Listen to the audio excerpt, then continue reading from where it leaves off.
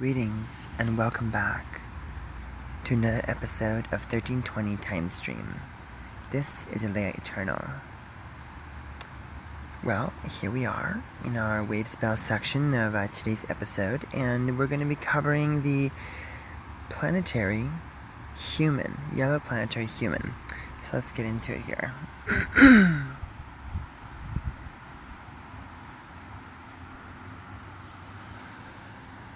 Okay, today being a day to perfect. Let's go into our breath here for today, which is going to be in our left middle finger and our left wrist. So they're actually both really close to each other physically. The left middle finger and the left wrist. Breathing outward when you're ready. Begin.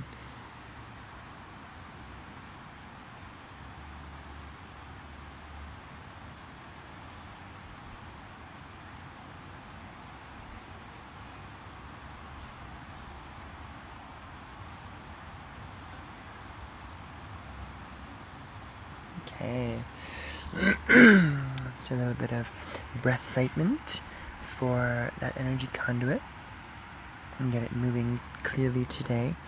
Okay, let's get into it, everyone. What do we got here? We have planetary human. Well, I guess I'll start with kind of like the flow of energy as we began covering yesterday. Which has to do with how the energy of the moon kind of goes towards the energy of the eagle. And it goes through the kind of mammalian conduit, which is the dog, the monkey, the human. Then the human goes through the kind of initiation, if you will, of the Skywalker. And then becomes the wizard. And so there's a representation here of a transformation of energy. And that transformation of energy is kind of like the telepathic or connective kind of interface, which, at least in this description, begins at the moon and represents the spirit of emotion, represents the electromagneticity of the heart. And so, the dog energy really embodies that, but it's still connected to that more instinctual kind of reptilian brain complex energy, and it can be very impulsive. The moon being pure emotion, the dog being a mammalian family level of emotion, still with the impulsiveness, going towards the monkey, which is still having that emotional conductivity. It still has that mammalian family connection, and you start to really see the idea of the thinking as well. And so you have the mind as an influential aspect to the monkey as well, which was yesterday. And then today you have a much more mentally oriented creature in reference to the human. And so we start being able to see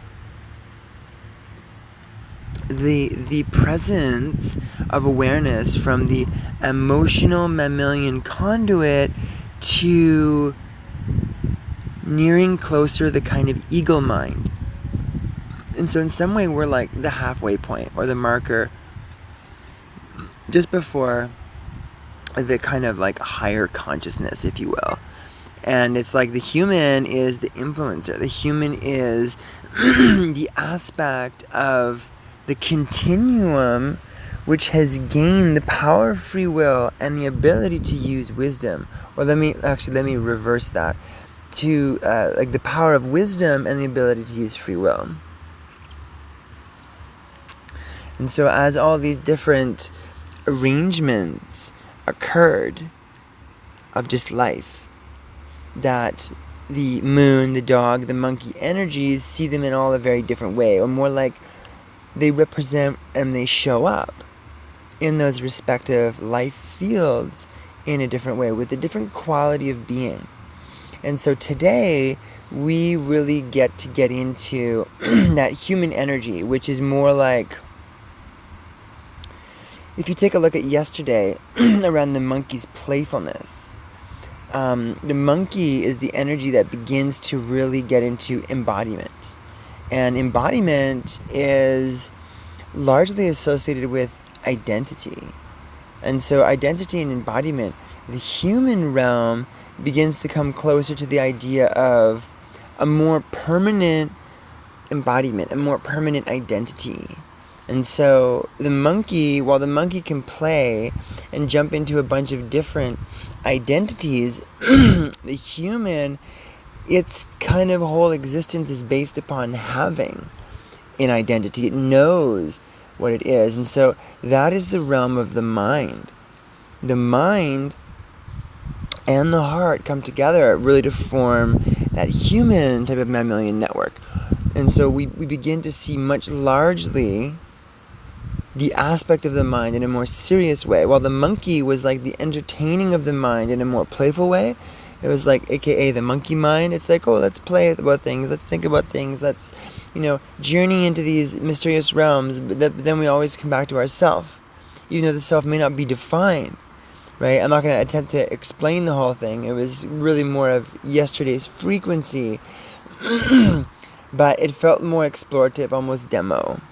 Introductory in that way. And so it was really kind of a precursor into exploring the nuances of potential, but the human is taking these energies, say, a lot more seriously.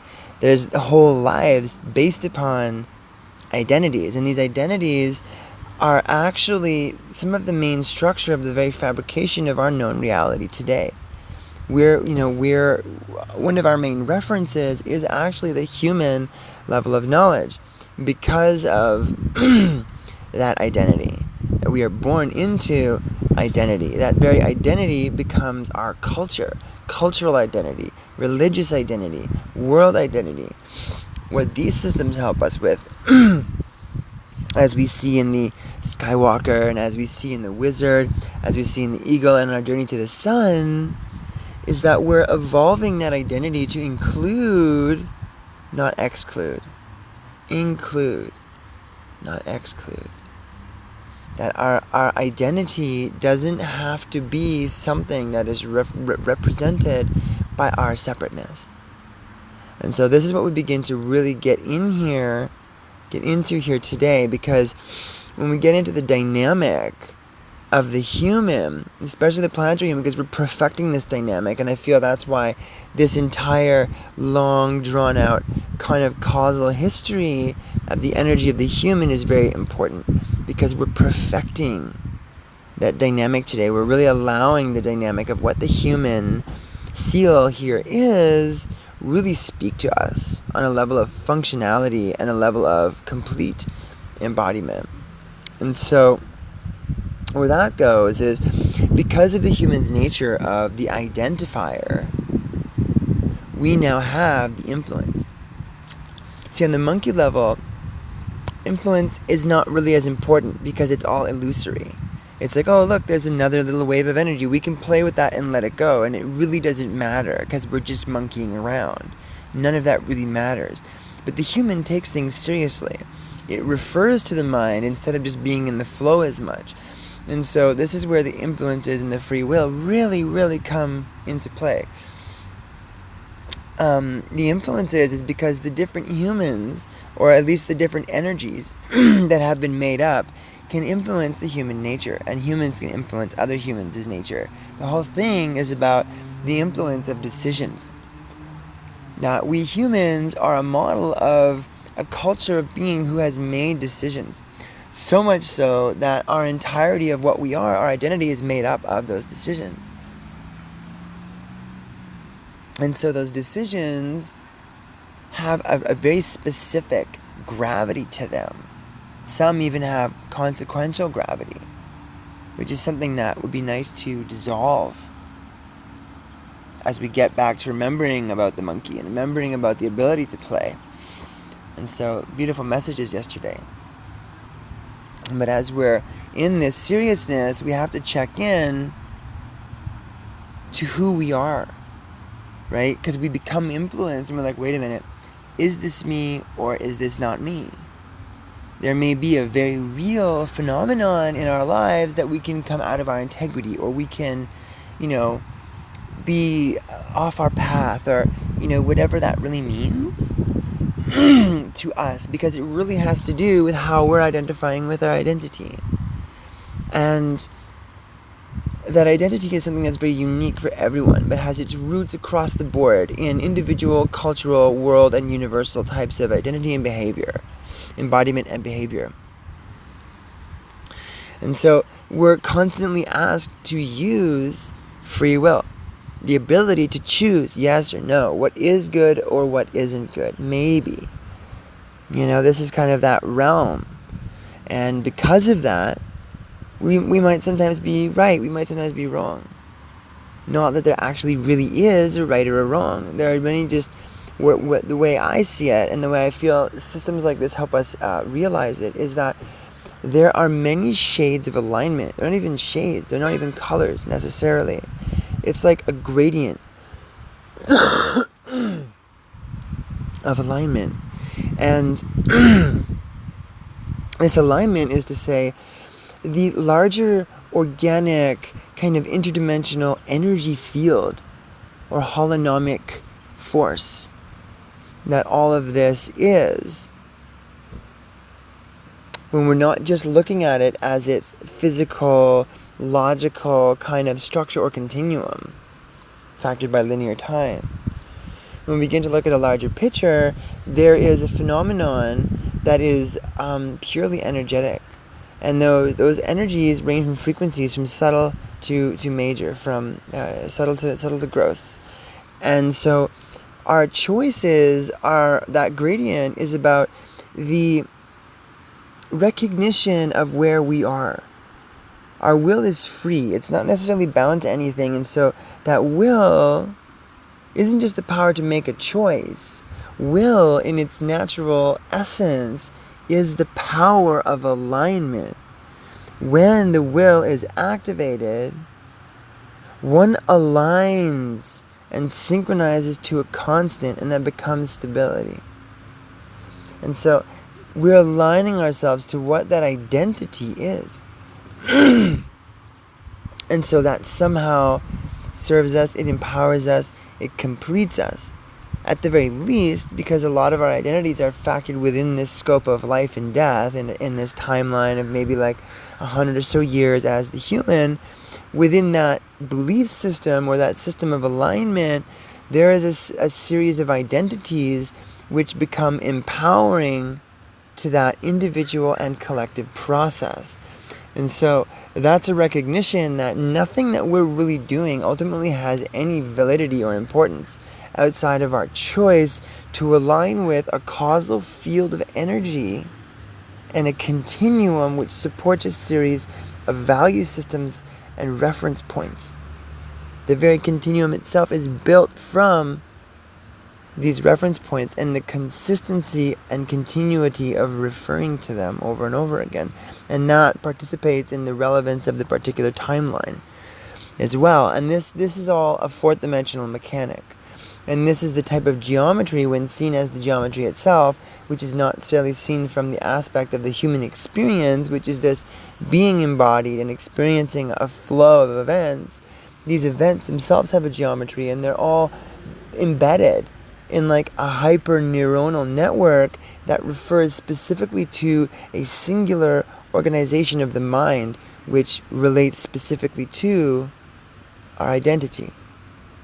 And so this is where the wisdom comes in, because the wisdom is, as we witness our free will move, and we maybe see ourselves closer to or further from that aspect of self that we are attempting to align, that true us, however, whatever that is, even if we're choosing things that aren't directly related to self-discovery, maybe we're making decisions in a job, this, that, the other, how we show up and how we bring the quality of our energy to the table is specifically based upon our identity. It's based upon the quality of energy that we believe or feel should be present. And so every single thing we do, especially in the human description here, is all based on identity. And so that wisdom That wisdom is, you could say, the trial and error effect. There's a pool of knowledge, a pool of wisdom, a pool of memory, which is also charged with emotional vibration. There is the blood, sweat, and tears. There's all this energy that goes into the development of these reference points that maybe we imagine a young being wouldn't have. They lack wisdom. They lack the ability to tap into that personal experience and that memory, that personal memory. Though, as we evolve, as we get into the Skywalker, we get into the Wizard, we can really begin seeing that in actuality, all things and almost all experiences have ever has been done, at least as far as physical combinations and arrangements and alignments and emotions. And so many of the humans, pretty much, my personal number, I would say roughly 90% of the humans on this earth aren't doing anything different that's been done before, because of the identity structures, because of the embodiment structures. And so there's a deeper well, a deeper nexus, an akasha, if you will, a memory super source, that as we tap into that, there are greater building blocks. Almost like, getting inside the junk DNA, things like that. I'm using reference points that maybe more scientifically minded people may know. If we're referring to the abstract, and referring to almost interdimensional mycelial substructures of intergalactic growth and evolution, which far supersede the human's ability to identify as a spatial and or causal entity, whose identity is largely based on linear time, which is actually a religious, a Gregorian / Christian religion bias. And so it's interesting because the very nature of time as we know it in the third dimensional aspect is actually a religious constant held in place by the Vatican. And there's been a lot of work that has gone into this by the people who, have brought this very system here to the world, when different times in life there was a calendar reform or request for world calendar change. And there were very specific tenets held in place by the Vatican why they didn't want to allow the calendar to change. And so we actually start getting, this is a very different realm, and we start bridging into the Skywalker, we start bridging into the Wizard and higher kind of frequencies here, because we're talking about a format of highly intentional sorcery, where there are intelligences that do in fact know how the structure of reality is modeled and how it is factored by collective consciousness. Because of these reference points, because of the aptitude of embedded or embodied awareness. And so to create a fabrication of reference points then creates a view of the world in such a way that it actually creates almost like invisible walls and boundaries, like a holographic world that only exists if you're participating in it. And so that's a completely different story.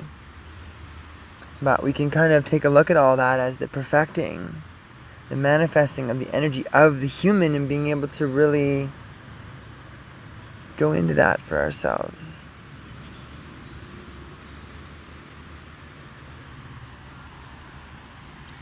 As we continue embodying our identity and bringing it into the world in a good way. Okay, so that's going to be the wave spell section for today. And let's stay tuned for the affirmation.